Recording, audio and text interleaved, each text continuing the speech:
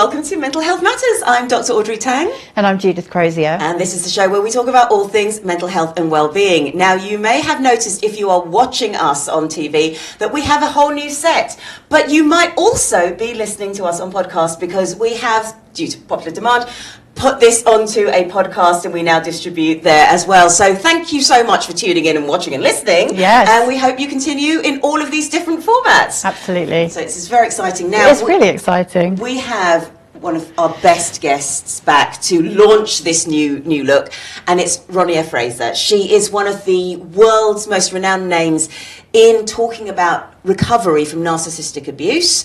We've had her on the show before. She talks about trauma bonding. She talks about recovery. She talks about what to look out for in a narcissistic relationship. And today I wanted to talk about narcissistic families. That's something slightly different to what we've spoken about before, isn't it? It is, yeah. Because when it comes to narcissistic intimate relationships, I'm not saying it's easy, but many people can eventually leave them. In a family, it becomes very, very difficult to, because, well, so many reasons linked to being in a family, but sometimes because you're so conditioned to behave in a certain way, because this happens from very, very young, you don't even realise there's anything wrong. Now, before we get started, I did want to say something about narcissism. The word is used too much. These days it's used an awful lot. It's a bit like gaslighting.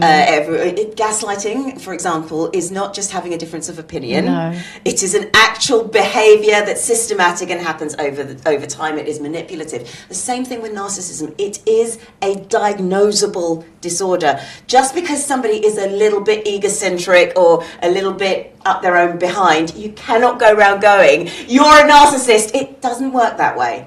And actually, if they're just a little bit egocentric, it probably feeds into the delight that they have your attention. Very true.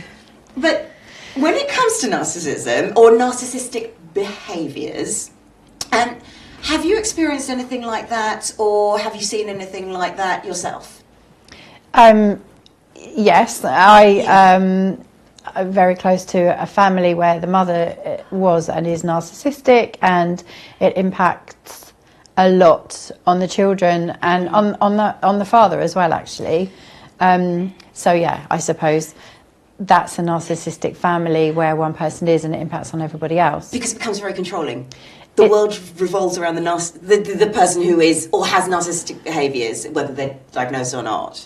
Yes, and in this case I think that the person is kind of hasn't really grown up. So when you're 2 or 3 or 4, you think you're the centre of the world, and everything revolves around you, and you don't really realise that it doesn't happen until about, 7, 6?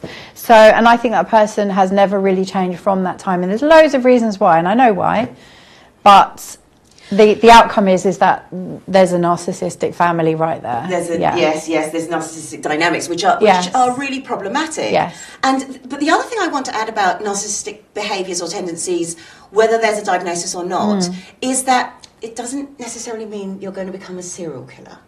Well, no.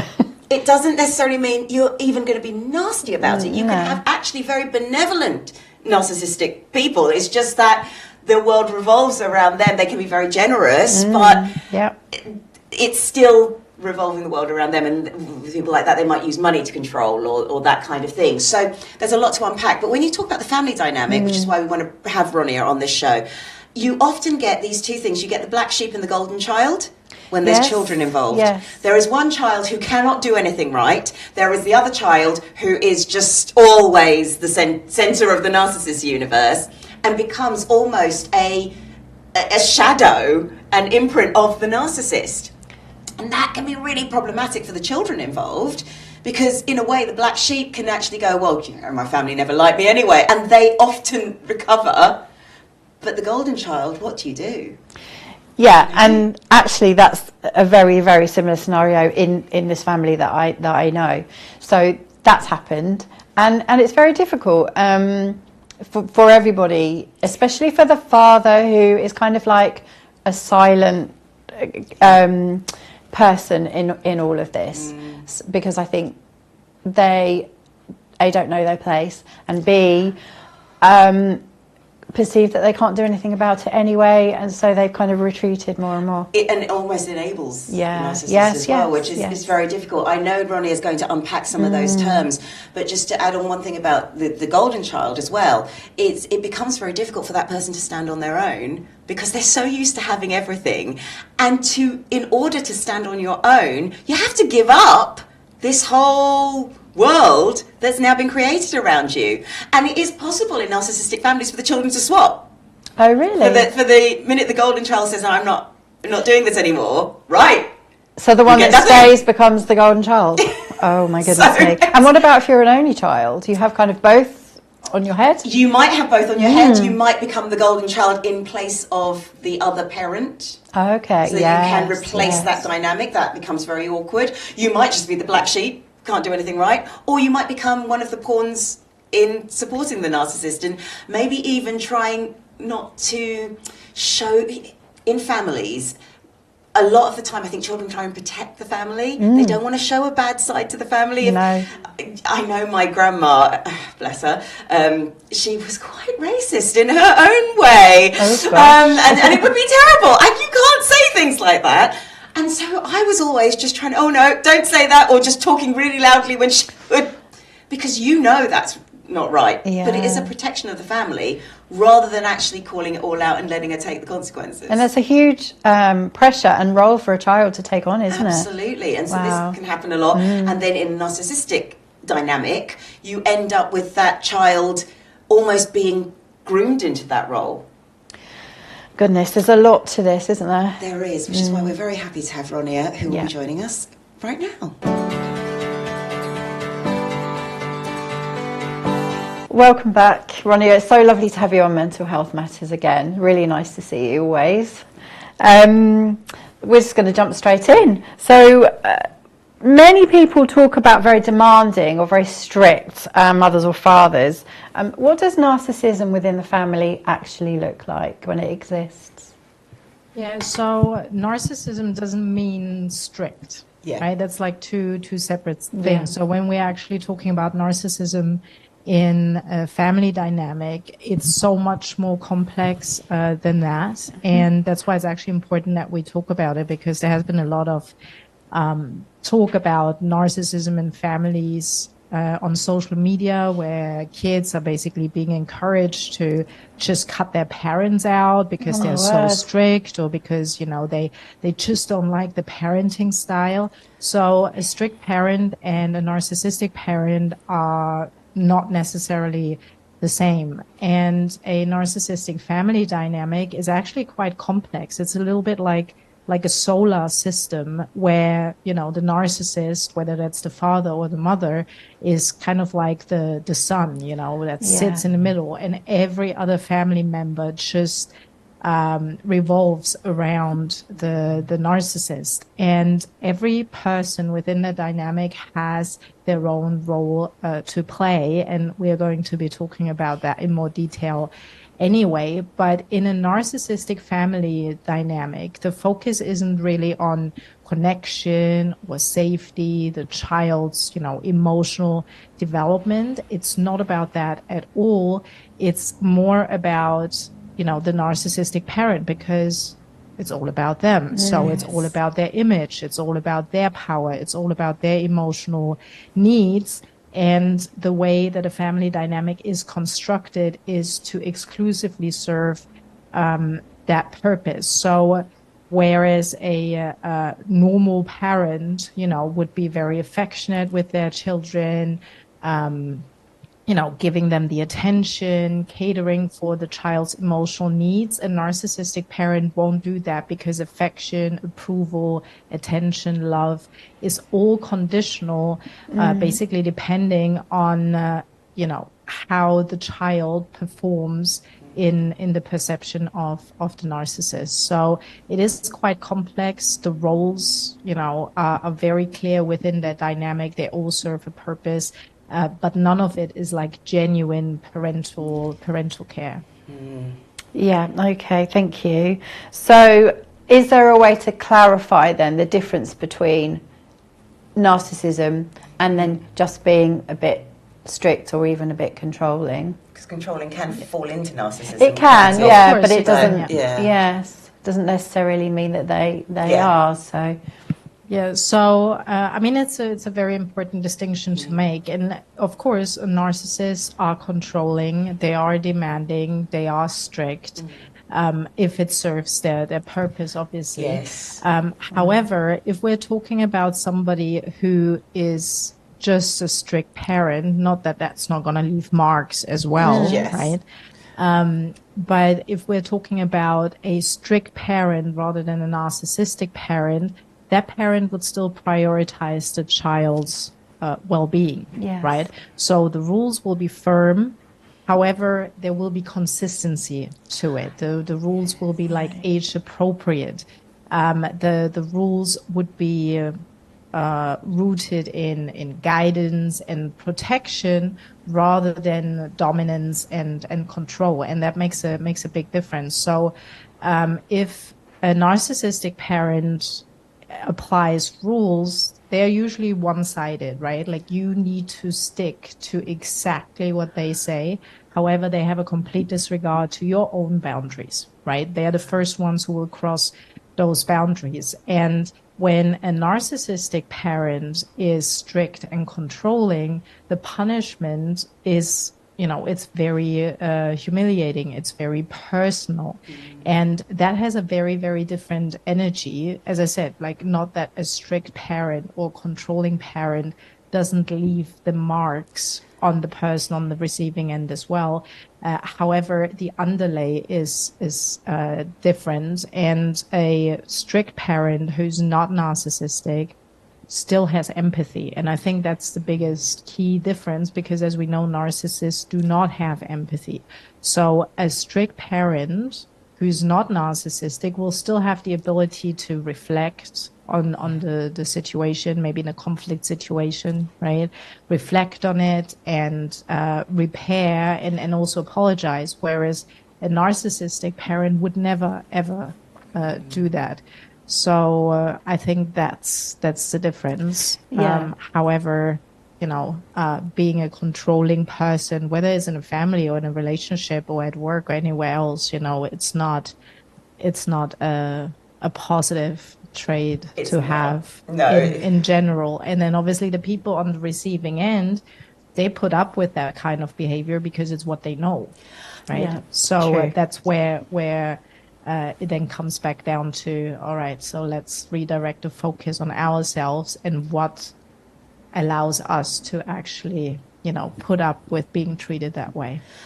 That brings me to the next question really, really well. What sort of impact does a narcissistic parent have on that child? Yeah. Because from a very young age, you've almost been conditioned to know that your life actually doesn't matter as much as this person's life. So how might a child present maybe with some of the behaviours as they grow up, if they've grown up in a narcissistic household? Yeah, so the impact is severe, and it's long lasting because it's literally conditioning. So the impact is not something that's like in the cognitive function that we can talk ourselves out of. Those are literally unconscious programs that run in the background, and especially when we are children, right? We're like sponges. So we take everything in, and then that's how we perceive ourselves, that's how we perceive relationships, that's how we perceive the world. And then all of a sudden we find ourselves as adults, and we keep finding ourselves in the same situations over and over again. Maybe all of a sudden we have one abusive partner after the other. Maybe we're experiencing control, abuse in the workplace. So all of a sudden we're grown-ups and we're doing things a certain way that actually don't serve us at all, but it stems back from the conditioning that we got as children. So when we grow up in a narcissistic environment, as I said, there are different roles that the children play, and none of the children, whether it's a single child, whether it's two children or even more children, every child plays their role, and all of the children will have faulty programming because of that, because what we learn is that love is conditional. right? So what then happens as we become older, that's what we take into our adult relationships as well. And then we find ourselves in situations where we then sacrifice our own well-being, our own wants, our own needs for the sake of love, right? So when somebody grows up in a narcissistic family dynamic, first of all, the nervous system will consistently be dysregulated because they always, had to be on edge, right? Like walking on eggshells, all of those kind of things. There's always an anxious undercurrent. Also, you learn to basically compromise yourself. And what happens when we compromise ourselves? We become very destabilized. When we are not authentic in who we are not functioning how we are supposed to be functioning. So somebody who grows up in a narcissistic family dynamic will actually have this emotional underlay where they are always hypervigilant, where they are always dysregulated, and it's just the norm. Like you may not even realize that this is what's happening because it's all you know. But of course, when we have a dysregulated nervous system, it impacts everything else, right? It impacts how we deal with challenging situations. It impacts how we function in real life. So things like that will happen. Also, becoming a people pleaser is very, very common because when we learn that love is conditional, then, we do everything we can just to receive that love. But of course, consciously, we know it doesn't matter what we do. It will never, ever be enough. And everybody who has dealt with narcissists knows that. However, because the conditioning is running in the background, until we do our healing, we will be kind of stuck in that, right? In like that people pleaser mode, the rescuer mode, where we will take care of everybody else except for ourselves.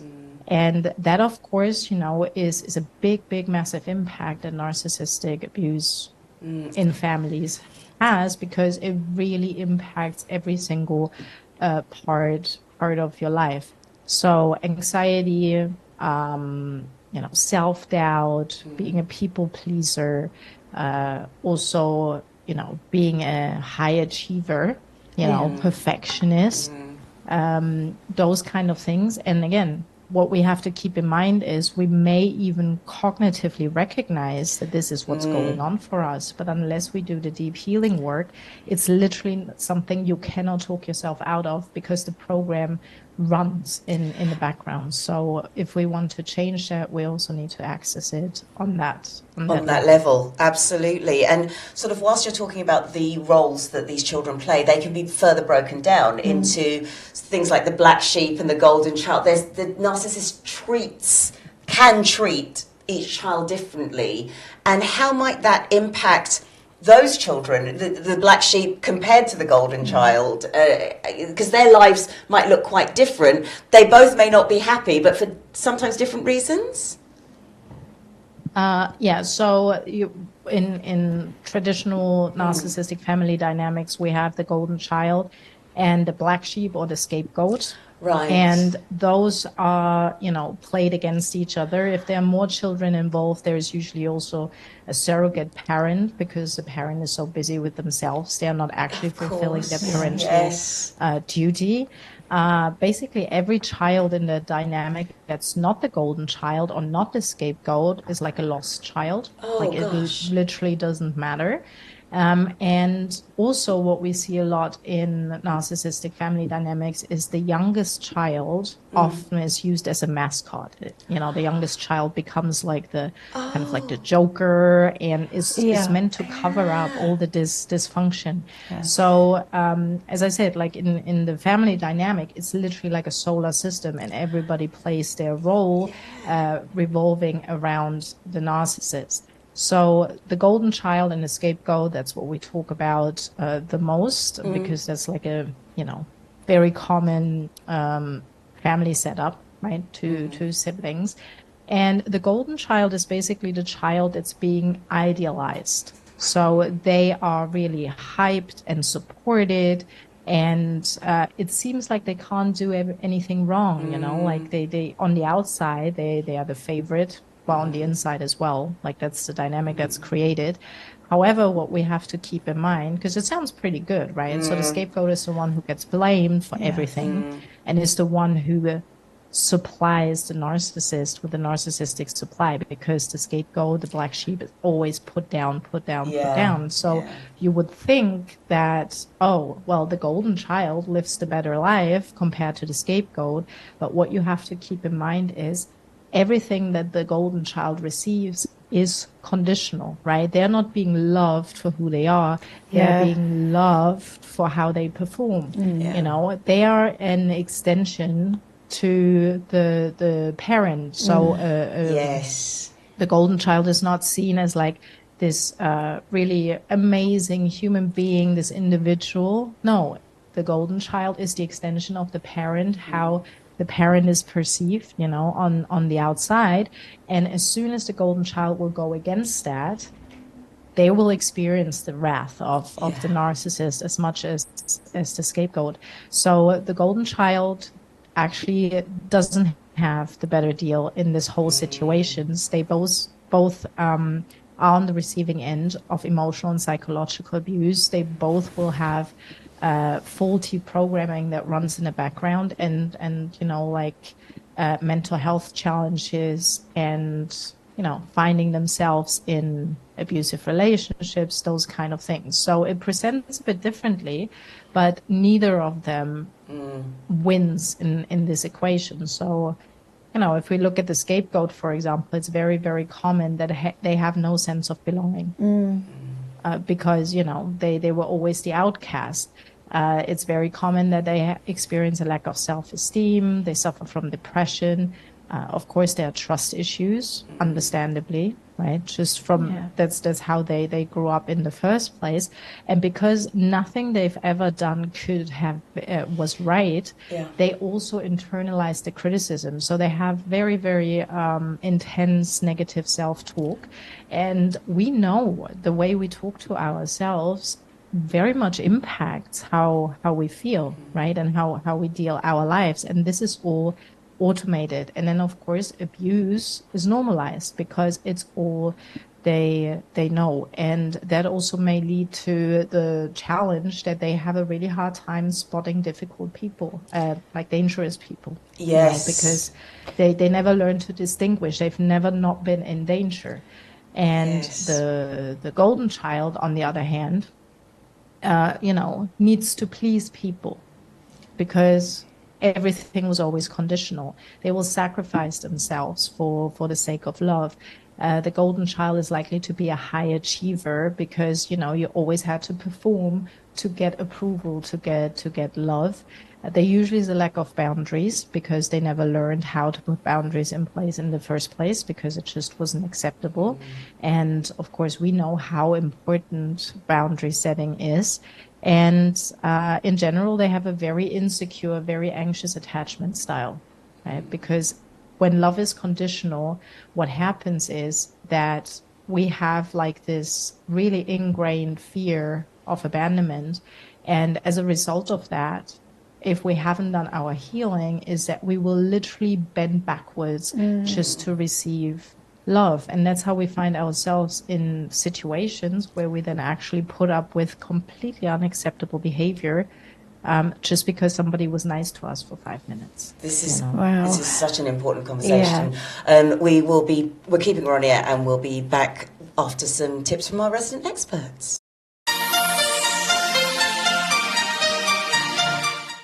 My 3 top tips would be: 1, make sure that you take time for yourself, understand and recognise that actually if you're in a situation or circumstances where you just need to breathe, then just breathe. 2, I would say make sure that if you haven't got a support network, look and see what services are around that can possibly support you. If you don't know where to go, have a Google search, talk to anyone that you feel comfortable with and explain the circumstances. And 3, try and keep that positive narrative.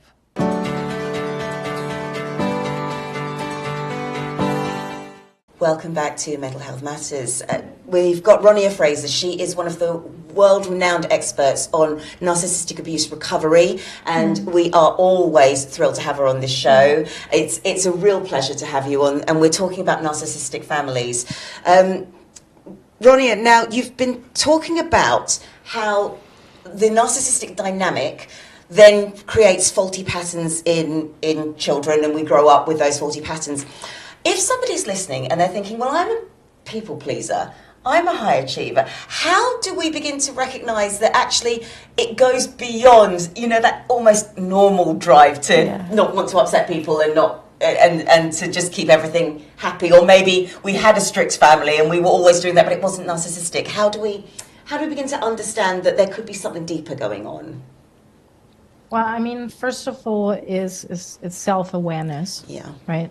Becoming aware that actually those kind of behaviors are not serving us. Yes. And that self-awareness is actually what sets us apart from the narcissist, right? Because the narcissist wouldn't have that. Yeah. And what we see a lot is that a narcissist implies that actually the victim is the narcissist. So if you have the self-awareness that something isn't quite working for you in the way you're doing things, and you find yourself in the same situations over and over again, no matter what they tell you, you're not a narcissist. I just want to put that out there, because the moment we have some self-awareness, that's already what sets us apart.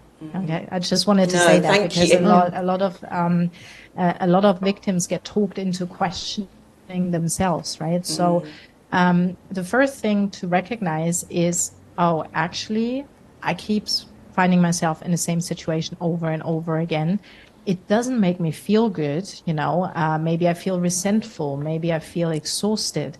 And especially when we take care of other people and sacrifice ourselves, whether that's our time, whether that's our needs, our wants, just because of faulty programming, it's not going to feel fulfilling at all.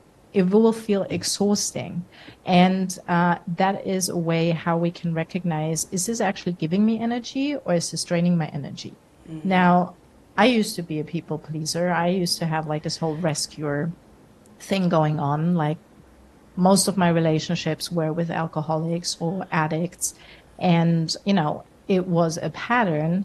Now, I still help people. I still support people. I've made this my living. However, because of the healing work that I've done on myself, I can actually do that without sacrificing myself. And that's what makes me so successful, because I can actually hold the space for somebody else without having them drain my energy. And that's the difference, right? So it's not about changing somebody's good heart and, you know, caring about people. I mean, more people should be like that. We would live in a much, you know, better place if more people were, you know, caring and considerate of other people. However, the important thing is that we actually, you know, run this update that needs to happen in the background that allows us to keep this amazing quality. And if you have experienced narcissistic abuse, it's without a doubt that you are an incredible person with a very big heart. So what we want is to maintain that. However, run an update on that program that leads you to sacrificing yourself. You know, so there is actually a way to care for people without, you know, going down for it at our own expense. So self-awareness, and then the therapeutic intervention. Basically, that's how you fix it. Yes, I was going to say that therapeutic intervention is really important, because I see this in a client of mine. They've got a very toxic upbringing, and in the same way as sort of you're talking about people pleasing, as soon as he sees somebody in trouble, he makes it his problem and he has to solve it. But he knows that cognitively. He knows that there's no amount of discussion, and he knows. But how does someone begin to make the emotional healing from that? Because you can say it and you can feel it, but because it's happening much deeper, as you say, where does somebody start? Is it through hypnotherapy? Is it through somatic work, or is there something else that could work?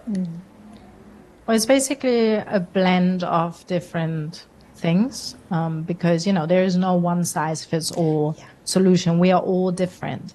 However, the key lies into in taking it out of the cognitive function. And as you said, he knows very well what the problem is, and he knows what the impact is. Yes. But even though he knows it, nothing's going to change. Yes. And narcissistic abuse survivors actually are the best example why trauma healing needs to happen in the unconscious mind, because the damage sits so much deeper. Because I have not met a single narcissistic abuse survivor, whether that's family, relationships, workplace, they couldn't write a PhD on this topic. And even though they have this in-depth knowledge, they're still struggling with their mental health, with functioning in day-to-day life. So despite of that cognitive knowledge that's all there, nothing has actually changed. And that's where it's very, very important to move the healing forward, because obviously understanding cognitively is a very big part of the healing journey, but it doesn't get you through the other side.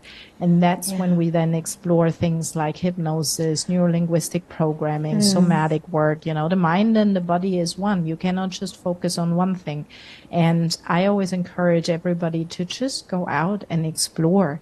And I know it sounds a bit silly when I say that, especially for somebody who's like in the acute stage of this, but you can actually have fun with this. Like once you realize how much power you hold and what modalities are out there that actually make such a big difference so quickly, you can start having fun with this, because what will happen is, oh, something doesn't work for me.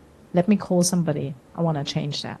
And that's where then we start really moving forward and becoming very authentic in who we are. That's beautiful. Yeah, I love that. And it gives a ray of hope as well, doesn't it? Very much that so. we can come out the other side. So narcissistic people they're not always nasty. They can be generous, they can be charismatic. They might also still be controlling. But if it's not meant maliciously, how do we deal with them if they're nice to be around and we do essentially want to be around them? So real narcissists are never nice to be around. Okay. So when they are nice, it's usually in the beginning stages. Okay. You know, it's the trap. Yeah. And that's also where that big confusion, disconnect happens, because you get to know a person who actually then turns into a complete stranger. So narcissists are never nice to be around, because they will never make you feel good. And even if you cannot comprehend it cognitively, you will feel the response in your body. You will always feel anxious around them. You will always walk on eggshells. You will always question yourself and not feeling comfortable being yourself. So there aren't nice narcissists. So it could be that, So it could be that they're sort of love bombing in a way, or maybe at the beginning being very nice, but then they get their way, and when their hooks are in, become their true selves potentially. And if you think about it, control doesn't have to be cruel, right? Control can be subtle. Like all of a sudden they're like overly involved in your life, or they guilt trip you, but very subtly, but it's incredibly destabilizing. And also you have to keep in mind everything that a narcissist does is conditional. So they may be nice to be around because in that moment your nervous system regulates, but that's a trauma bond, right? And then they go away and then the anxiety comes back. And then, oh, I need to be with that person because it makes me feel calm. But it's like an addiction, right? So the lack that we see with narcissists is the consistency. Right? Because any kind of that nice treatment is going to be conditional.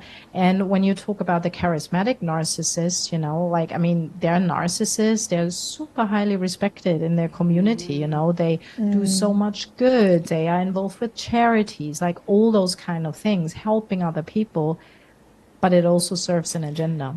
So it's always what's presented on the outside and what's happening within the own four walls. That's where the difference is. So a narcissist is not nice to be around because you will always have a dysregulated nervous system. regardless of who that narcissist is in your life. Yeah, and that's a really important distinction, isn't it? Yes. And what about siblings who follow the patterns of a narcissistic parent? Can we ever have a healthy relationship with a sibling like that?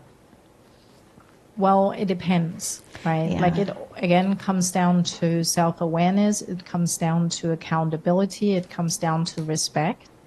And when those things are missing, mutual respect, accountability for one's actions, then it doesn't matter if that's a sibling or a friend or a partner or a parent. It's not gonna work. And of course, a sibling will as much function on, their survival strategy that they picked. So, maybe they were the scapegoat. Maybe they then unconsciously went down the narcissistic route themselves. Whereas the golden child, it's the empath. So then obviously, you still have that dynamic ongoing, even though it's a sibling. And the thing is, if somebody treats us badly, if they, gaslight us, if they manipulate us, if they play us against other people within the family, why would you even, have them in your life? Yes, And well, it is a good question. The thing is, there is this illusion that's created, and a big part of narcissistic abuse is illusion. That blood is thicker than water, and that's why, because it's family, I cannot walk away from this. Yes. And I mean, we've had so many conversations about this, right? Yeah. You know that my rule number one is no contact. Yes. And no contact is the hardest thing to do, regardless of what narcissistic abuse you're experiencing. But of course, with families, we are told, because it's family, we need to put up with certain behaviors. Yeah. And that couldn't be further from the truth. So no contact isn't like a nice to have. If you want to heal, you got to put that in place, because you cannot heal in an environment that makes you sick in the first place. So if you're dealing with a sibling who constantly makes you feel really bad about yourself and destabilize you, you got to cut them off, And that's harder to do when it's family, isn't it? Yeah, we'll get into that actually after this. Yes. We're keeping Ronia, and we'll be back just after some tips from our resident expert.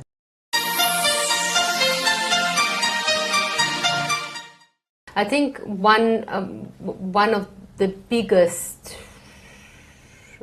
issues that I see right now as working in general couples, whatever form they choose, is an inability to hear each other. It doesn't matter what form of relationship they're in.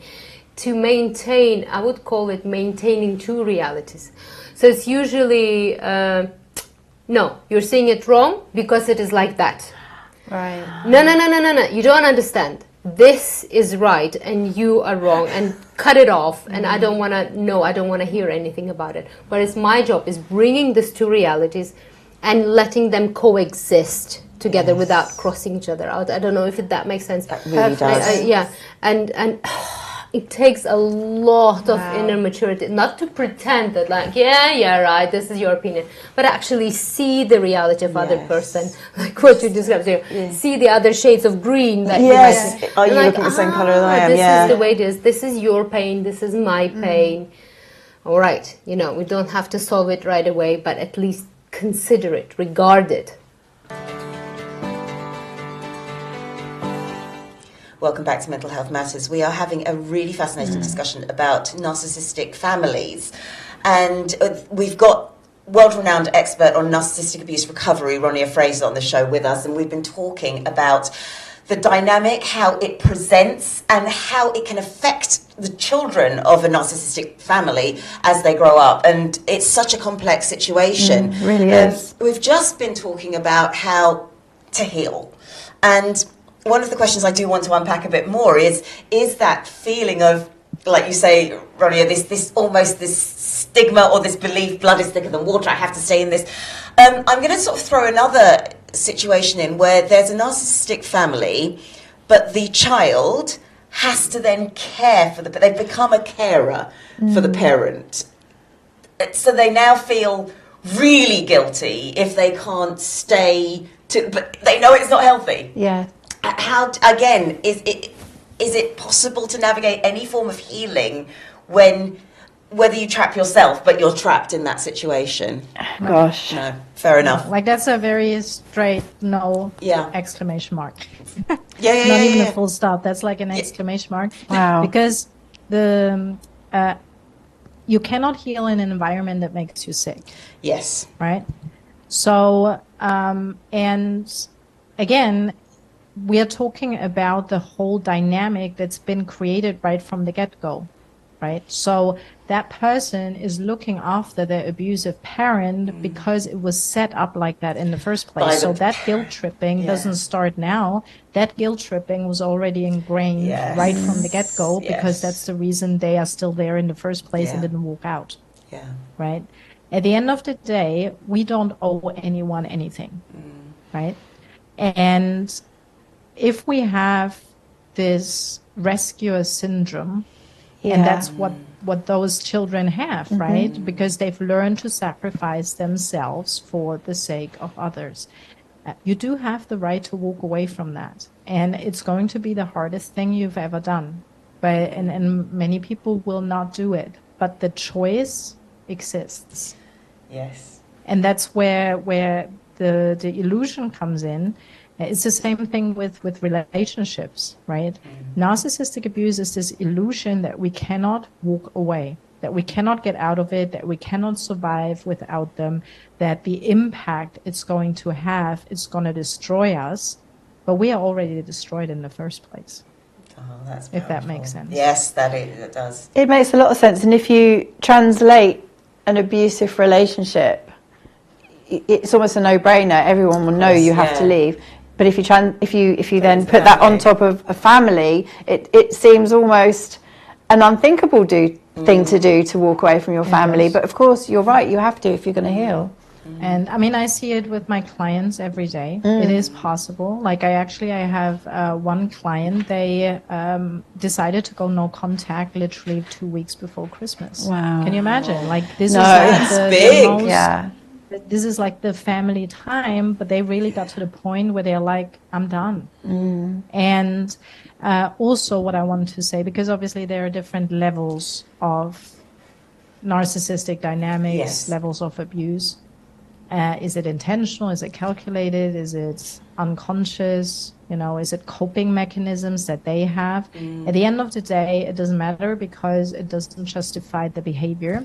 However, what I do want to say is for the healing to happen, no contact is a non-negotiable. It has to happen. However, when you actually do the healing work, and I'm talking about deep healing work, like literally like reprogramming, like dealing with the fear of abandonment, dealing with the conditional love and affection, like all those kind of things that are getting us into trouble in the first place. When we deal with those things, when we actually do deep healing work and we remove the triggers that the narcissistic parent keeps pushing, and by the way, it doesn't have to be a narcissistic parent to push your buttons, because every parent pushes your buttons. Yes, that is true. And the other way around as well. Yeah. So when you actually do the healing work and you remove those triggers, if there is no button to push, you're not going to have an emotional response to it. And that in itself can very much change the dynamic, because most people don't set out to harm you. Like even if the parent is dysfunctional, it's like all they know. Everybody does the best they can with what they have. A lot of it is unconscious. So what will happen is when you do the healing work, again, it depends on the level of, narcissism that's in the person, like narcissistic personality disorder versus just behaviors. What can happen is when you do your healing work, we know they will never change. However, we can change how we feel about things. So the difference that happens is you remove the button that they push, right? At family dinner and whenever they see you, whatever, you remove it. You have no emotional response, the narcissist doesn't get out of it what they usually get out of it, which is their supply. Again, all of this happens unconsciously. So what can happen is that they just stop doing it, because if they don't get anything out of it, what's the point? It's not like they have changed. They will do the same thing, but with somebody else. Yes. But your dynamic will change because it doesn't have the impact, the emotional impact anymore. So no contact is rule number one. And as you're doing your healing work, and then after a while you expose yourself to the situation again, you will notice what's different. And then you may see like, oh, this is actually manageable now. Or you go like, nope, I'm seriously, I'm done with this. I'm not doing it. Okay, yeah, that's interesting. And what if it's the child who's narcissistic, not one of the parents? Is there any way to channel the child's tendencies for the good? In other words, can a child become non-narcissistic? Yeah, can you condition the child? Yeah. Well, it depends on how young the child is, right? And I mean, a child isn't born narcissistic. No. It's strategies that we unconsciously choose as children. But of course, if the child is very young, there is a possibility to undo that. However, there's also a reason why that programming is there in the first place.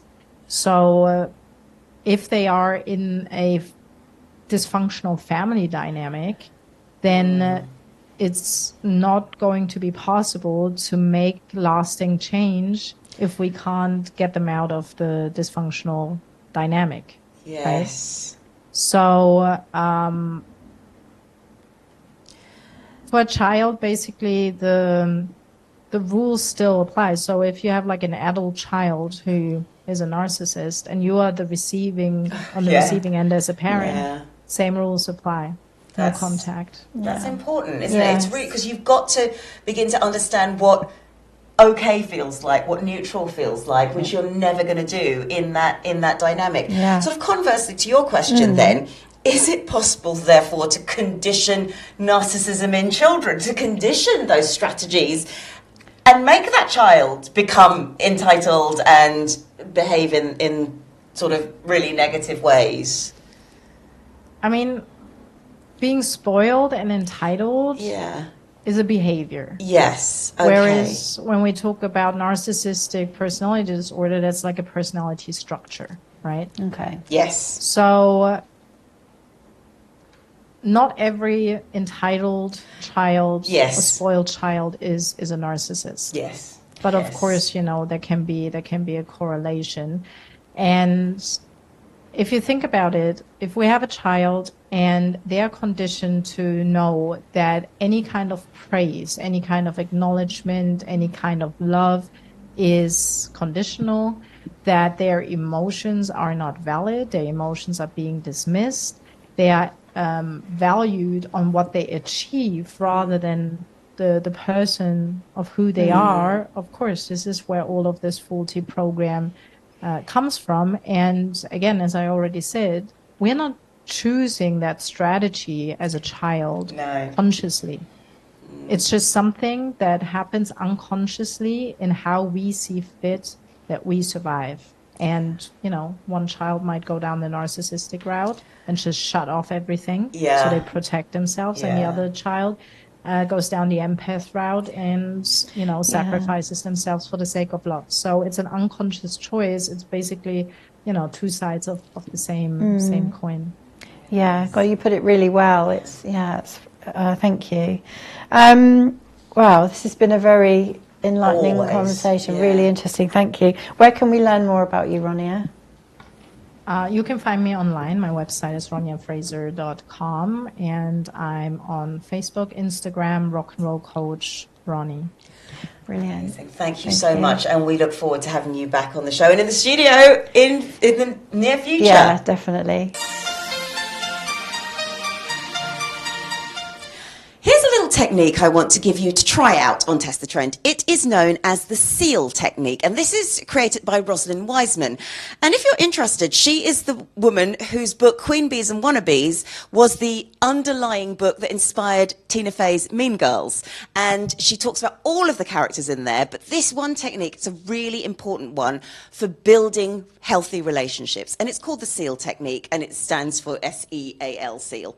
The first thing, if in a situation where you might have conflict, is to look at the situation. That's the S. What is going on? What is happening right now, right here? What has gone on? Who was part of this? Explore that situation itself. And it might be that you're doing this. In Rosalind Wiseman's book, she talks about the parent doing that with the child to sort out a dispute between friends. But it might be you're doing this with the person you're in dispute with, or maybe you're supporting somebody else. But what is the situation? Who's involved? What's happening? E is the explanation. Now, what this means is get that person you're supporting to think about, well, what do you want to get out of this? What do you want to happen? Because when we're very emotional, we don't think of the outcome. We just want to win. So what do you want to get out of that? What is the new normal that you want to achieve? What is the neutrality you want to achieve? So know who's involved in this situation. Look at what the hopes are, the explanation for the outcome. Then the next thing is something that you work with that person you're supporting to do, and that is affirm, at the very least, your right to be treated fairly. Recognize that you have emotions, you have feelings, all of those things as well. And so this is a little bit akin to validating the person's right to feel as they do. This is what many of our practitioners say holding space is. It's about validating it. You know, I do get you are feeling awful, and it is okay to feel awful. This is a situation that is likely to make anybody feel awful. And then the last question that you need to ask is, do you want to continue this relationship or not? And that's the L. Do you want to lock in that relationship or lock out that relationship? Because if you want to lock in, based on all of the above, the situation, the explanation, and your right to feel as you do, there will be a different course of action compared to if you want to lock out. So if you're supporting someone, if you're trying to solve a conflict, try the SEAL technique, and do have a look at the book Queen Bees and Wannabes by Rosalind Wiseman. I could listen to Ronia all day. Absolutely, I could as well. She's so she knows what she's talking about, and she's very, very interesting to listen to. And it's a hard subject. It is, because it's, again, this is the exact conflict she talks about. In a way, it's easy to understand. When you've lived, if you've lived in it, if you've worked with people who are experiencing it, you can get it. You can see it. You can explain it. You can even write a textbook on what their next moves are going to be and what's going to happen and how that person's going to respond. Yes. But to get out of that and to reprogram years of faulty conditioning, that's the hard bit. Well, that struck me when Ronia was speaking, and I was thinking, well, it's obviously because from the first day you're born, if you have a narcissistic parent, that is what you experience. Yes. You never experience anything else. So yes. It must be one of the hardest things to ever find a way out from. Yes, and this is the thing. If the guilt has been put on you from the beginning, you have to look after your parents or whatever that might be. And it won't necessarily be verbalized. Yeah. It will be unconscious. I can see how people are just locked into that, and then going no contact is almost unthinkable. But because they're your family, you know, they loved me, they brought me up, and so on, and then it's impossible to heal, and that's the hard part. Yeah. So even though, if you're aware of it on an intellectual level, you must go around in circles. And this is where the difference is. You can probably cope. You can manage if you understand it. Yes. But you may never actually get out of those feelings unless you actually begin to process from within, as opposed to think about it. That's it. You don't change from the inside out, but you can. I suppose you can change how your behaviour. You can change maybe how you react. So it's only halfway. It's only halfway. Exactly that. Gosh. Yes. Oh my goodness. Another fascinating discussion. Can't wait to have her back on the show again. No, definitely. Do follow her on Instagram. She is really interesting to listen to. And also there might be an opportunity to see her around the country. She often talks at conferences and keynotes. So it's really worth looking out for her. Yeah, definitely. And from all of us here on our very first Mental Health Matters rebrand and as a podcast, hope you keep tuning in. Have a healthy week.